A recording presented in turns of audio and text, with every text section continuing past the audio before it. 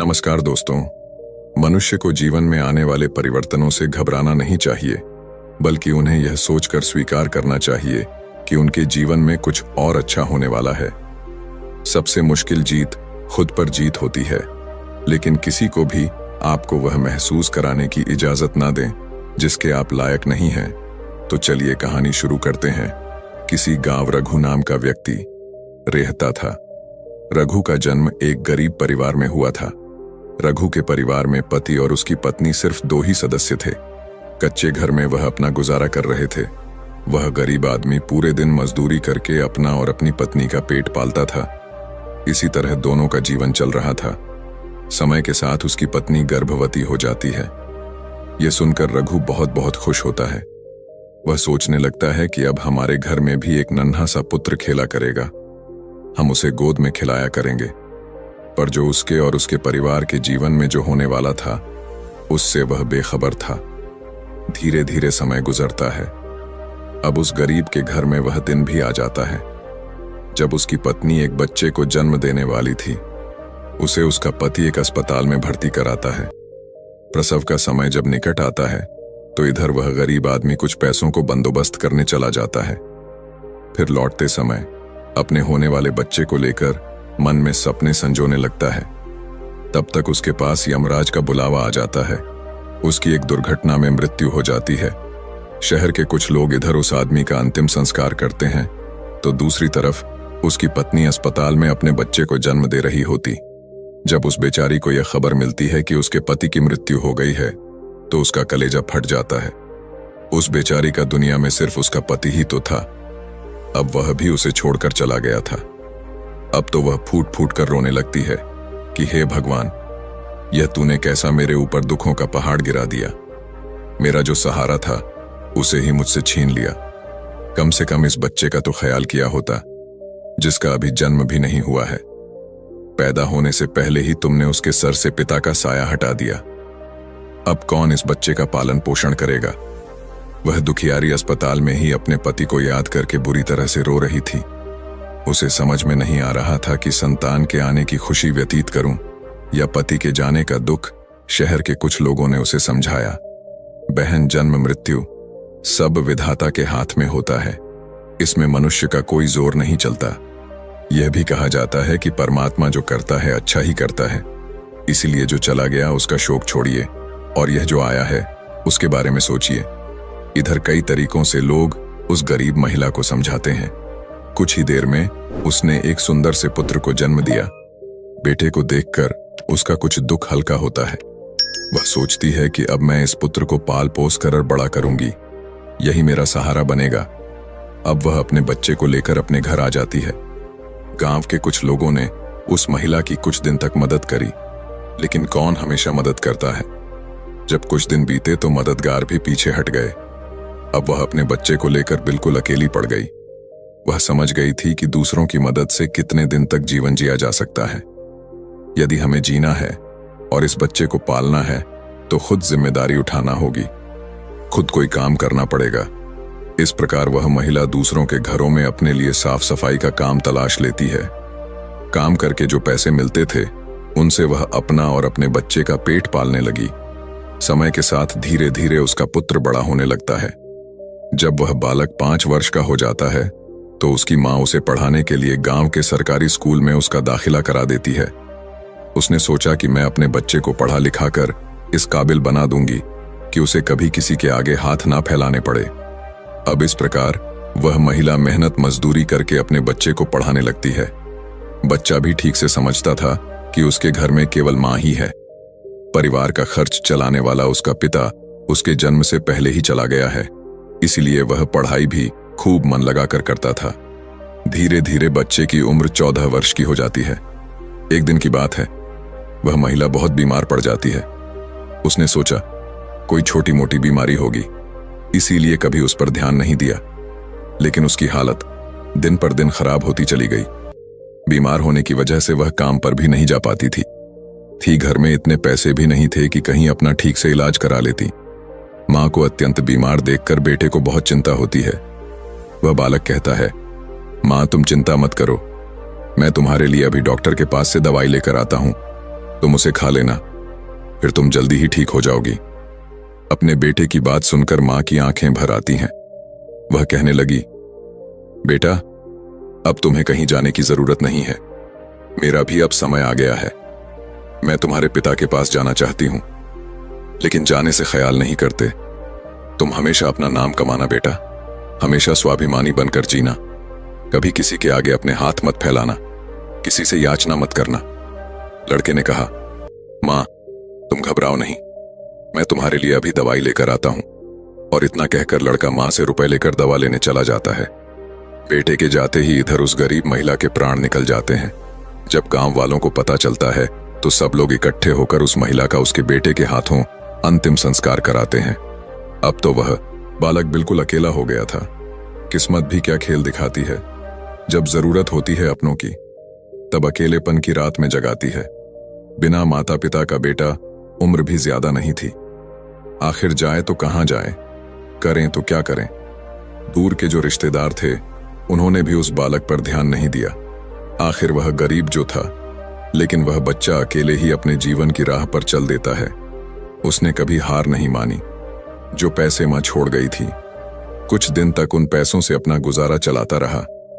कुछ दिन के बाद वह पैसे खत्म हो जाते हैं। घर में भी कुछ नहीं था। अब तो एक ही चारा था कि कुछ काम धंधा किया जाए, तभी भोजन की व्यवस्था होगी, तभी स्कूल की फीस भरी जाएगी। लड़के को अपनी मां की बात अच्छी तरह याद थी।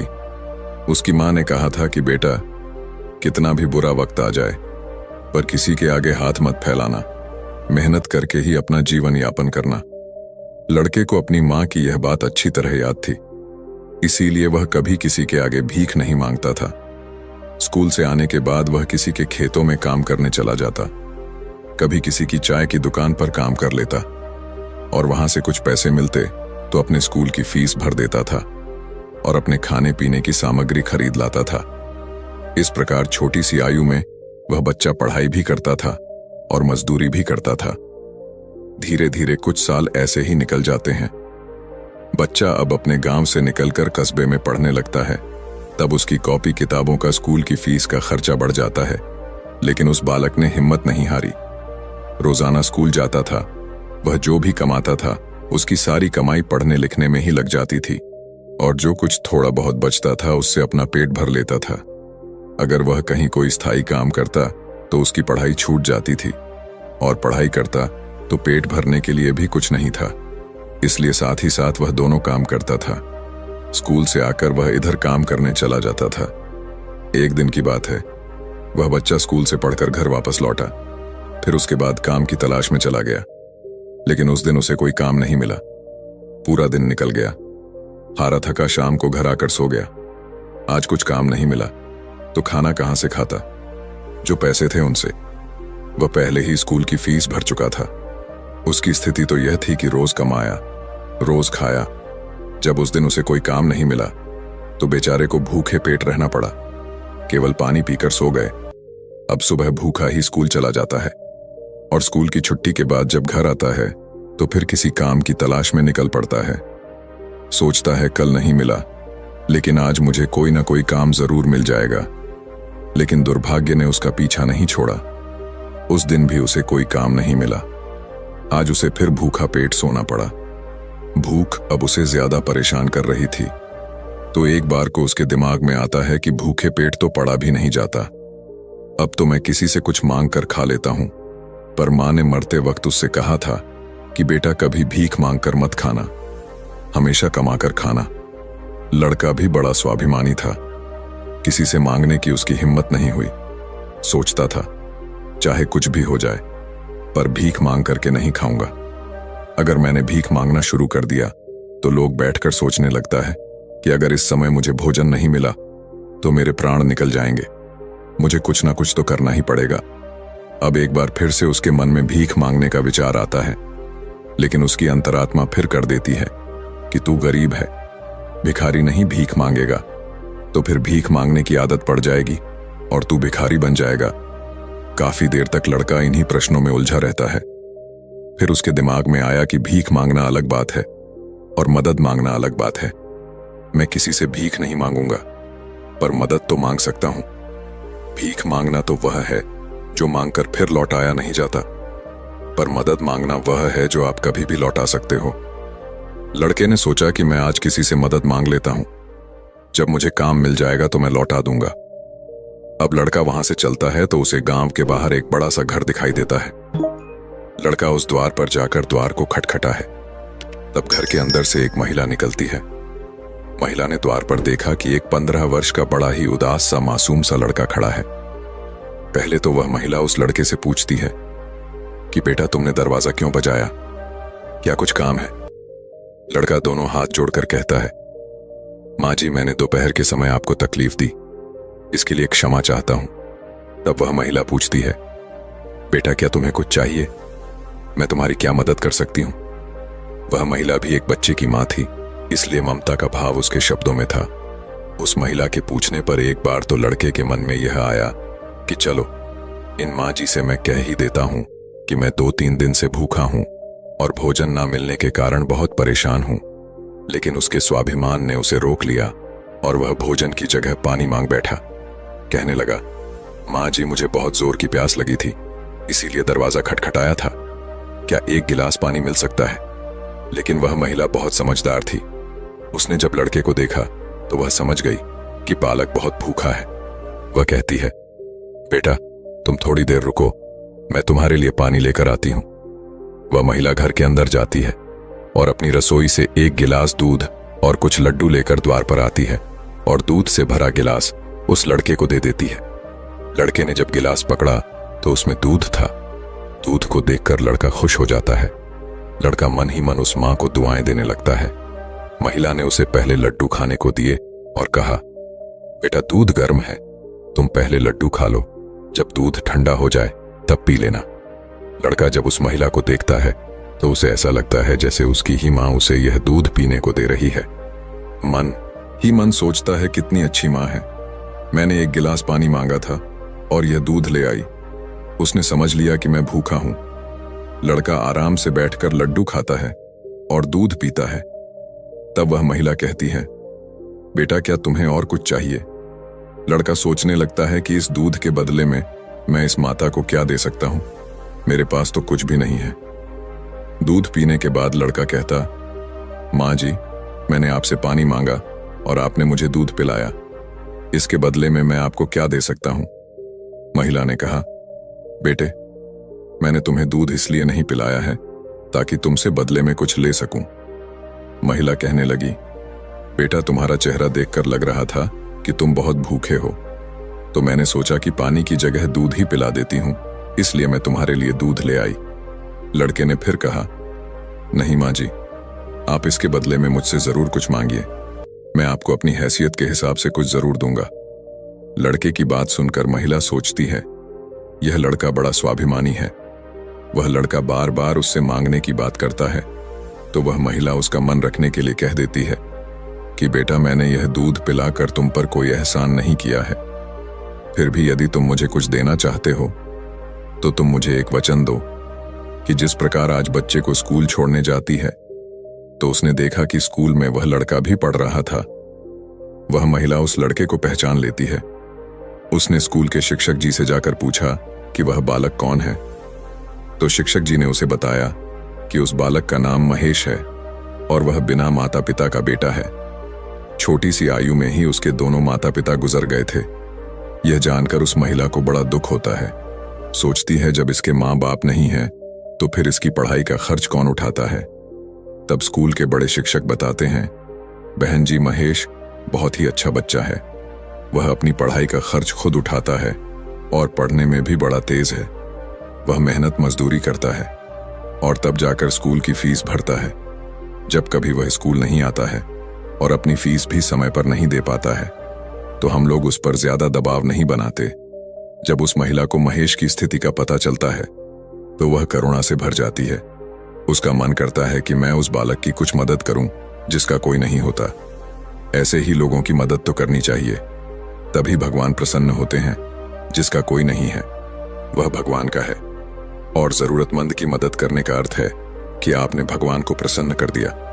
महिला ने सोचा, यह लड़का मुझसे पैसे तो लेगा नहीं, क्योंकि यह बड़ा स्वाभिमानी बालक है। तब उस महिला ने बड़े शिक्षक जी से कहा, श्रीमान जी, अगर मैं इस बालक की फीस भर दिया करूं तो आपको कोई आपत्ति तो नहीं है? शिक्षक ने कहा, बहन जी, आपकी सोच अच्छी है, आप उसकी फीस भरें तो मुझे तो कोई आपत्ति नहीं होगी, लेकिन महेश इस बात के लिए तैयार नहीं होगा। तब वह महिला कहती है, शिक्षक जी, मैं उसकी मदद करना चाहती हूं, आप किसी तरह से महेश को समझा देना, उससे कह देना कि आपकी स्थिति को देखते हुए सरकार ने आपकी फीस माफ कर दी है, तुम्हें फीस भरने की कोई जरूरत नहीं है। शिक्षक जी भी इस बात से सहमत हो जाते हैं।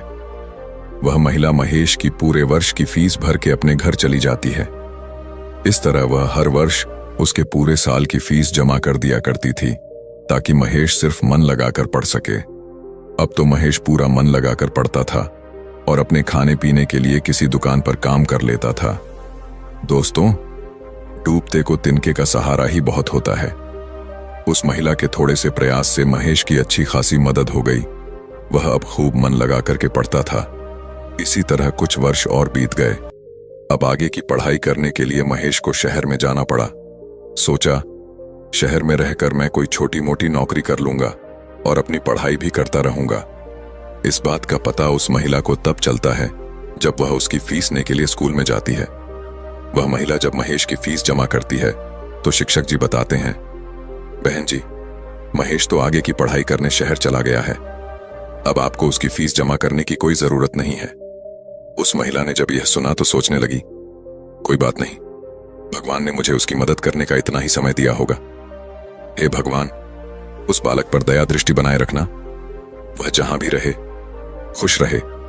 इस प्रकार वह महिला अपने घर लौट आई और अपने घर गृहस्थी की दुनिया में व्यस्त हो गई। दोस्तों, उधर महेश शहर में जाकर अपनी पढ़ाई करने लगा। खर्चा चलाने के लिए उसने एक नौकरी तलाश कर ली। इस प्रकार 30 वर्ष बीत जाते हैं। ना तो महेश कभी उस महिला से मिल पाता है और ना वह महिला कभी महेश से मिलती है। उस महिला का बेटा भी अब बड़ा हो गया था। उसका बेटा एक व्यापारी बन गया था। वह महिला तो पहले से ही अपने घर से संपन्न थी, ऊपर से उसका बेटा व्यापार करके खूब धन कमाता था। उस माँ का बेटा भी बड़ा संस्कारी था। वह भी अपनी माँ को बहुत प्यार करता था। एक दिन उसकी माँ बहुत बीमार पड़ जाती है।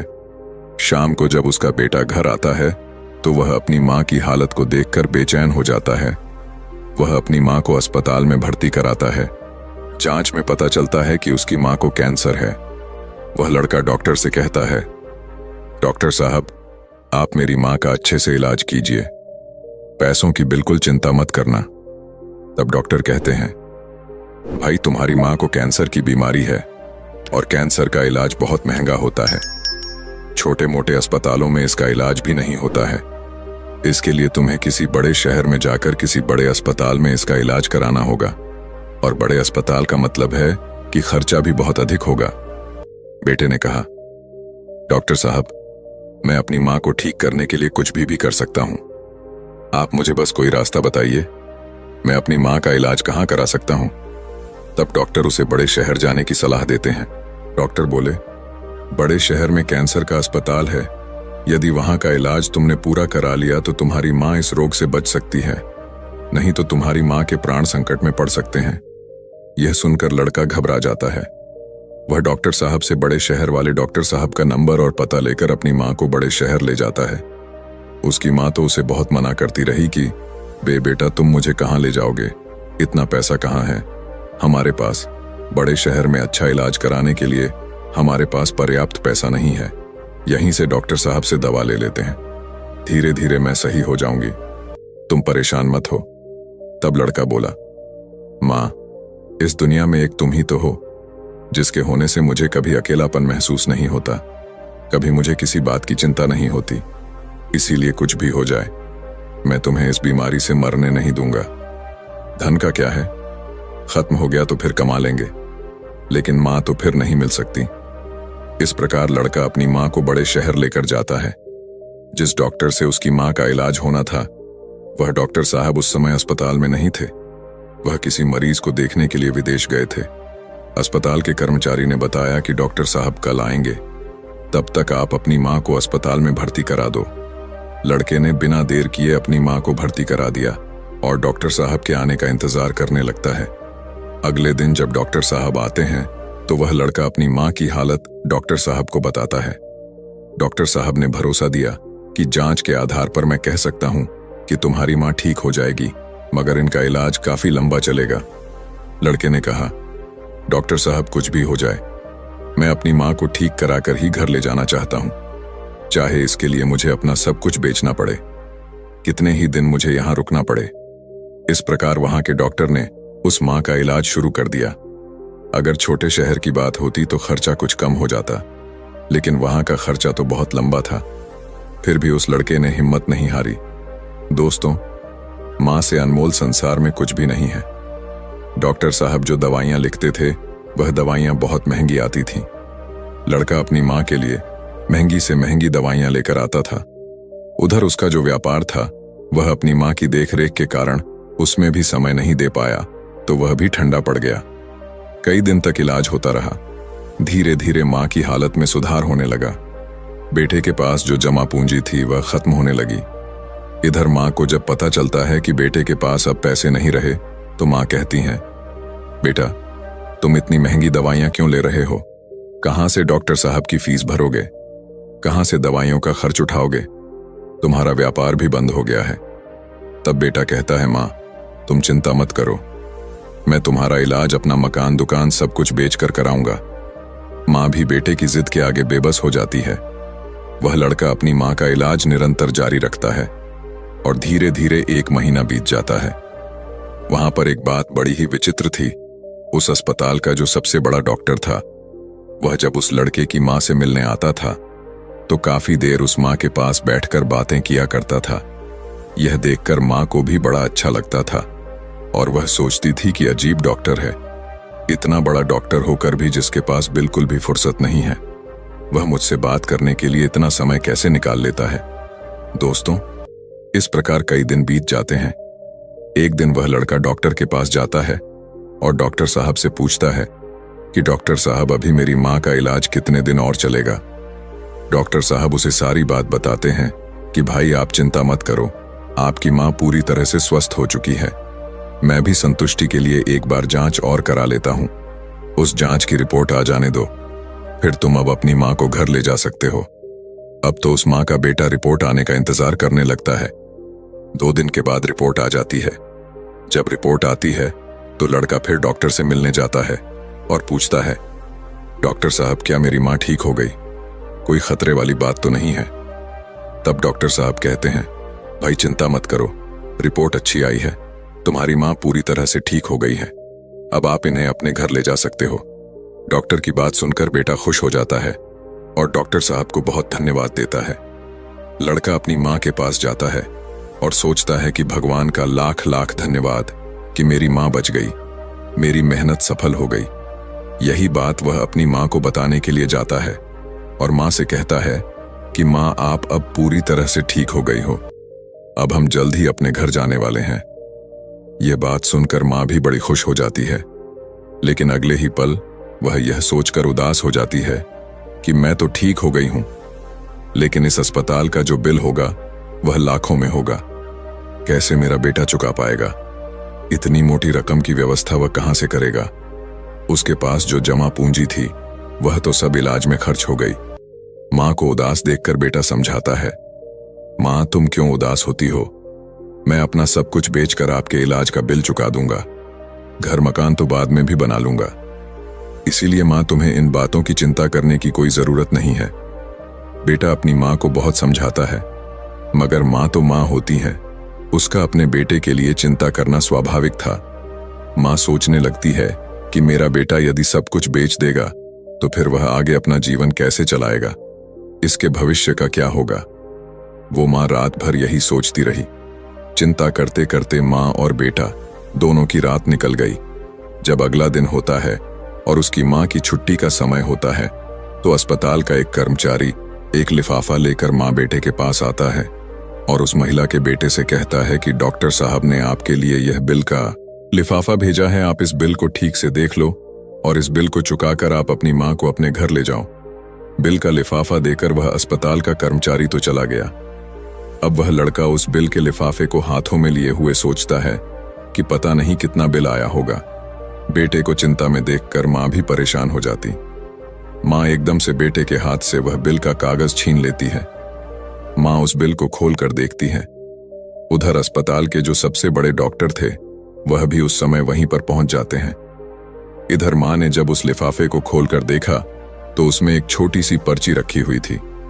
उस पर्ची पर लिखा हुआ था, माँ जी, आपने अपने बिल का भुगतान तो 30 साल पहले ही कर दिया था, जब आपने 2 दिन के भूखे बच्चे को 1 गिलास दूध और लड्डू खिलाकर और अगले पूरे साल तक की स्कूल की फीस भी भरी थी। पर्ची को पढ़ते ही महिला की आंखें फटी की फटी रह जाती हैं। जब उस माँ का बेटा पूछता है, माँ डॉक्टर साहब ने कितना बिल दिया है, तो माँ उस पर्ची को अपने बेटे को देती है। बेटा जब उसे पढ़ता है तो वह भी हैरान रह जाता है। लड़का अपनी माँ से पूछता है, माँ क्या आप डॉक्टर साहब को पहले से जानते हो? डॉक्टर साहब से आपकी जान पहचान कब हुई थी?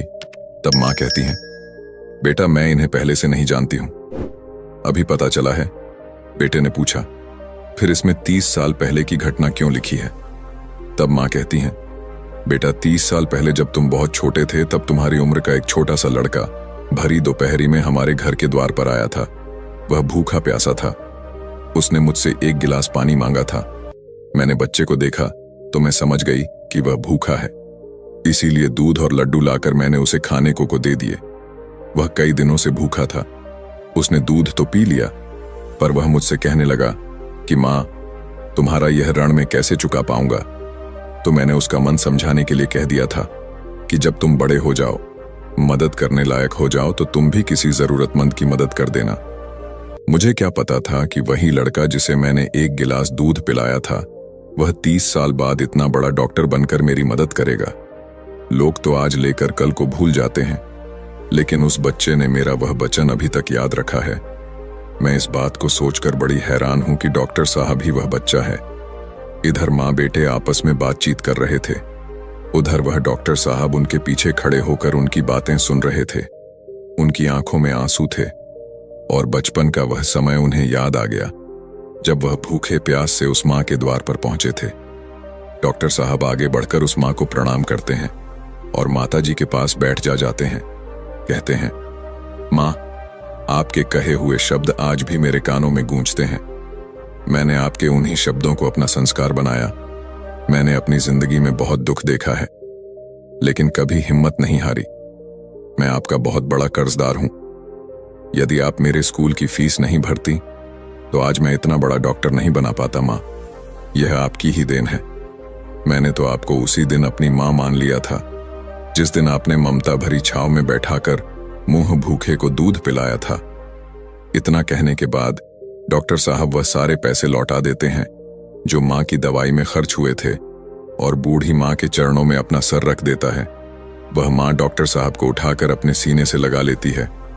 डॉक्टर साहब और बूढ़ी माँ की आंखें आंसुओं से भरी हुई थीं। जब यह दृश्य अस्पताल के सारे लोग देखते हैं तो सब देखकर हैरान रह जाते हैं। सबकी आंखें नम हो जाती हैं। दोस्त, यह 4 बातें जो भी व्यक्ति समझ लेगा वह कभी गरीब नहीं रहेगा। पहली बात, मनुष्य को जीवन में आने वाले परिवर्तनों से घबराना नहीं चाहिए, बल्कि उन्हें यह सोचकर स्वीकार करना चाहिए कि उनके जीवन में कुछ और अच्छा होने वाला है। इन परिवर्तनों से मनुष्य बहुत कुछ सीखता है और वह सही राह पकड़ लेता है। जो अपने साथ हुई घटनाओं से टूट जाता है वह कभी आगे नहीं बढ़ पाता। दूसरी बात, अंधेरा चाहे कितना ही घना हो, एक छोटा सा दीपक उसे मिटा डालता है।